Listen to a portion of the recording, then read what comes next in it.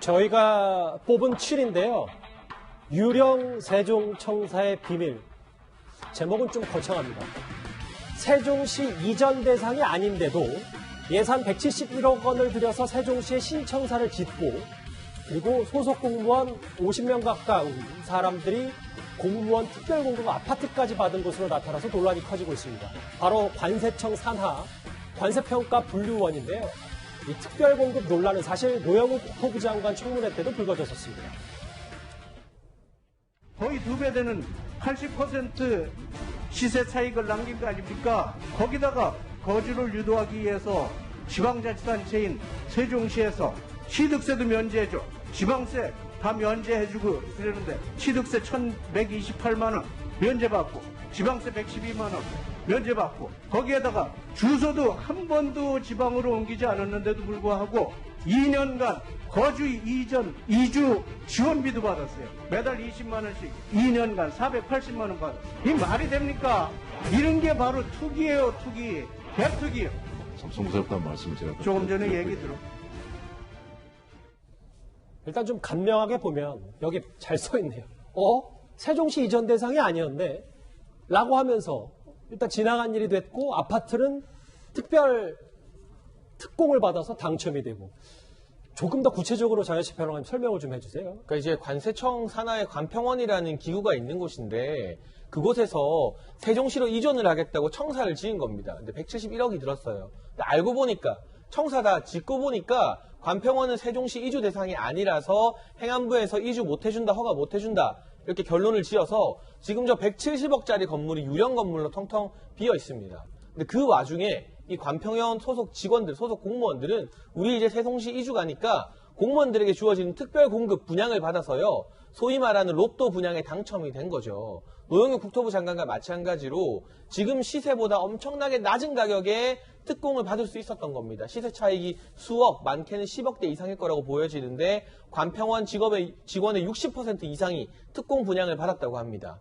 아니 170억을 이렇게 쉽게 쓸 수도 있는 것이냐? 저는 사실 이 뉴스를 보고 놀라서 경악을 금치 못했고요. 그리고 이 170억을 지어서 건물을 지어서 텅텅 비우는 것도 문제인데 이주도 안 했는데 특별공급 받아서 정말 낮은 가격에 아파트 사서 지금 한 10억 이상이죠. 웬만한 세종시 아파트들은. 이런 시세 차익을 보고 있는 관평원 공무원들은 LH 사태나 노영욱 후보자가 국토부 청문회에서 지적받을 때 아무렇지도 않았던 것인가? 마지막으로 김부겸 총리는 도대체 뭐 했나? 지금 굉장히 강도 높게 꾸짖고 있고 특단의 대책을 말한다고 하는데 김부겸 총리 2017년 7월부터 2019년 4월까지 행안부 장관이었습니다. 당시요? 네. 그때 한창 관평원에서 이 공사 짓고 있었어요. 그때 제대로 이 170억짜리 건물, 유령 건물 되는 걸 행안부 장관이 알았으면 빨리 막았어야죠. 근데 그때는 뭐 하시다가 이제 와서 갑자기 꾸짖으면서 뭐 특공도 취소하겠다, 조사하겠다 하시는데 김부겸 총리는 책임이 없는 건가? 여기에 대해서도 한번 물어보고 싶습니다. 근데 최 교수님, 고시라는 게 꽤 중요한 건데 2005년 된 발표된 곳에서 관평원, 이 해당 논란이 됐던 이 기관을 세종시 이전 대상에서 제외했는데 이 관평원은 개정 내용만 게재했기 때문에 내용을 알기 어려웠다. 이런 설명을 좀 하고 있어요. 근데 행안부에서는 관보를 통해서 고시 전문을 공개했다고 하잖아요. 그러면 이게 말이 안 되는 거잖아요. 관세평가 분류원이라는 곳이 대체 행안부의 지침이라든지 고시 내용을 관보를 통해서 공개된 내용을 제대로 보지 않았다는 것이고 아니면 알았어도 추진한 거잖아요. 그건 정말 잘못된 거죠. 어떻게 그런 행동을 할 수가 있습니까? 그러니까 본인들의 이익을 위해서 모르겠습니다. 그게 정말 특공을 목적으로 했다고 제가 단정적으로 얘기할 수는 없지만 그럼에도 불구하고 행안부 고시를 잘 봤다고 하면 본인들이 이전 대상이 아닌 걸 왜 몰랐겠어요? 그리고 일반적으로 공무원들이 본인이 이전될지 안 될지 관심이 많을 수밖에 없는데 그걸 제대로 관찰하지 않았다는 것도 이해가 안 돼요, 사실은. 그리고 뭐 그 당시만 해도 2005년 당시만 해도 세종시로 내려가는 걸 별로 그렇게 좋아하지 않았잖아요. 공무원들 입장에서는. 그러니까 지방에 내려가는 걸 뭐하러 좋아하겠습니까? 근데 그걸 몰랐다고 하는 것도 좀 이해가 안 되는 부분이에요. 해명 자체가 저는 관평원의 해명 자체가 사실은 좀 납득하기 어려운 부분이 있고 뭐 제가 아까도 언급했지만 특공과 직접적인 연관이 있느냐를 제가 단정적으로 얘기할 수는 없어요. 그러나 그걸 통해서 특공, 그러니까 특별 공급 분양 대상이 된 거잖아요. 결국. 그거는 사실 국민들이 볼 때는 납득하기 어렵고 비판받을 수밖에 없는 상황이라고 볼 수밖에 없죠. 그럼 인물 얘기를 좀 해봐야 될 것 같은데요. 청사 신축을 밀어붙였던 전직 이 해당 기관장이 누군지도 한번 만나보겠습니다.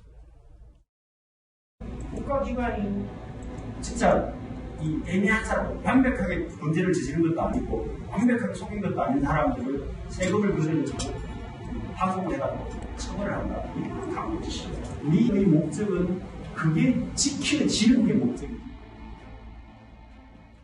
제가 이 인물을 화면에 정리해봤어요. 그러니까 이 논란의 공사 강행 당시의 관세청장은 문재인 대통령의 경남고 12년 후배 2005년에 청와대에서 근무를 했고, 그럼 이게 야당에서는 지금 그 당시 관세청장이 대통령과 친분이 있기 때문에 그래서 쉽게 밀어붙였고 이렇게 논란까지 이어진 게 아니냐라는 주장을 하고 있거든요. 그러니까 어느 공직자건 이런 어마어마한 일을 밀어붙인다는 게 상식적으로 이해가 안 되지 않습니까? 예를 들어서 관세청장이라도 아니 이게 지금 허락이 안 난 건물을 172억짜리 건물을 짓는다는 게 이게 지금 상식적으로 이해가 되십니까? 더군다나 행안부가 당시에 이게 아니다라고 지적을 하면서 중단을 명령했어요. 근데 이미 이 관세 김영문 전 청장이 뭐라고 그러냐면 50% 지었기 때문에 그냥 강행하겠다고 해서 강행 다 치웠습니다. 아니 이게 지금 관세청장이 지금 이렇게 밀어붙여서 될 수 있는 일입니까? 저는 정말 상식적으로 납득이 안 되는 거거든요. 예. 아니 이게 지금 정부입니까 이게? 아니 이전 대상도 아닌 기업을 기획재정부에 돈까지 다 내주고 관세청은 짓지 말라고 이야기하는데 뭔 소리냐 우리 50% 지었는데 짓겠다 해서 완공까지 했어요. 지어놔놓고 이제 사용도 못하고 저렇게 보여 있습니다. 유령 건물로. 예. 공무원들은 거기 소속된 공무원들은 전부 다 특공해서 아파트 받아갖고 다 팔아서 이익 얻고. 아니 도대체 이게 어느 나라에서 일어날 수 있는 일입니까? 이게 대한민국에서 일어날 수 있는 일입니까? 더군 저는요 이 사건은 단순히 감사 문제가 아닙니다. 이거는 수사를 해야 될 문제라고 봅니다. 어떤 과정을 통해서 관세청이 이 사안에 대해서 그럼 기획재정부는 어떻게 돈 171억을 내줬고 예. 관세청은 무슨 명분으로 땅을 확보를 해서 지었고 더군다나 행안부가 뒤늦게 이 사실을 알고 행안부 공무원이 가봤을 거 아니겠습니까? 그 현장에. 아니 근데 그거에 건물로 가는 거를 그냥 가만 놔두고 봤다는 이야기입니까? 그럼 그 제재 안 한 것도 이거는 직무유기죠. 그렇다면 저는 이거는요 감사로 해결할 문제가 아닙니다. 이거는 국고 낭비에다가 지금 공무원의 직권 남용이에요. 예. 그럼 저는 이거 다 수사 대상이라고 봅니다. 이게 결국 공정의 문제와도 좀 직결이 되기 때문에요. 이 직원들은 공무원 특별 분양으로 수억 원의 차익을 남기고 반면 일반 시민들은 치솟는 집값에 절망하고 사실 과거 세종시 주민들은 이런 말을 남겼었습니다.